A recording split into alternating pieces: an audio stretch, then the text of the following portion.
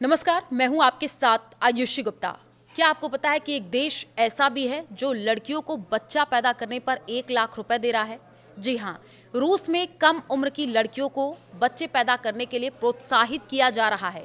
एक रिपोर्ट के मुताबिक सरकार बच्चे को जन्म देने और उसका पालन पोषण करने के लिए इन्हें करीब 1 लाख रुपए की मदद दे रही है और ये योजना मार्च 2025 में रूस के 10 हिस्सों में शुरू हो गई है। इसका मकसद देश में कम होती जनसंख्या और बढ़ती उम्र के लोगों की समस्या को दूर करना है। पहले ये योजना सिर्फ बालिग 18 साल से ऊपर महिलाओं के लिए थी, लेकिन अब इसमें नाबालिग लड़कियों को भी शामिल कर लिया गया है ताकि वे भी बच्चे पैदा करने के लिए प्रोत्साहित हों।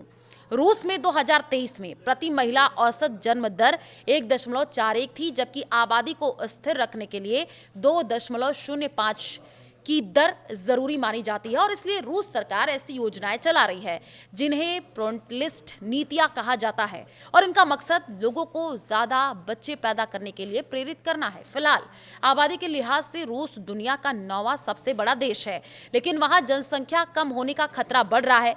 रूस में स्कूल में पढ़ने वाली लड़कियों को बच्चे पैदा करने के लिए पैसे देना काफी विवादित फैसला है। रूस में हुए एक सर्वे के मुताबिक 43% लोग इस नीति के पक्ष में है, जबकि 40% इसका विरोध कर रहे हैं। हालांकि ये साफ है कि रूस की सरकार बच्चों के जन्म को अपनी सबसे बड़ी प्राथमिकताओं में से एक मान रही है। रूसी राष्ट्रपति व्लादिमीर पुतिन कई बार ये कह चुके हैं कि बड़ी आबादी से देश को बड़ी सेना बनाने में मदद मिलती है और इससे देश ताकतवर बनता है। कुछ एक्सपर्ट्स इसे रूस और यूक्रेन के बीच जंग से भी जोड़ करके देख रहे हैं। इस युद्ध में अब तक करीब 2.5 लाख रूसी सैनिक मारे जा चुके हैं।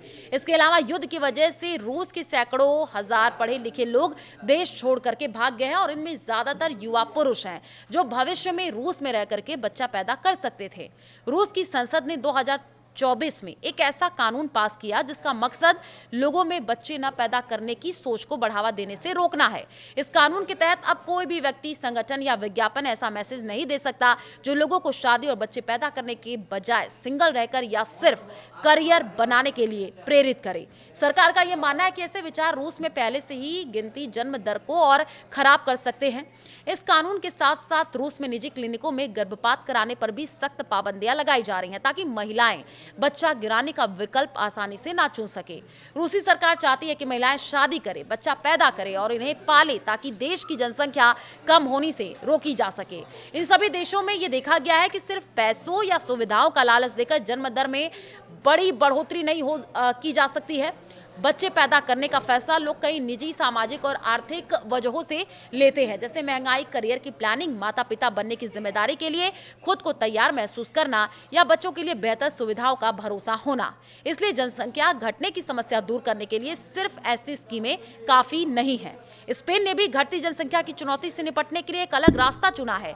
वहां सरकार ने इमिग्रेशन पॉलिसी को आसान बना दिया है, खासतौर पर लैटिन अमेरिका के स्पेनिश बोलने वाले लोगों के लिए। इसका मकसद स्पेन में ऐसे लोगों को लाना है जो भाषा और संस्कृति के लिहाज से पहले से मेल खाते हो ताकि उन्हें वहां बसाने और रोजगार देने में आसानी हो और देश की जनसंख्या भी बढ़े।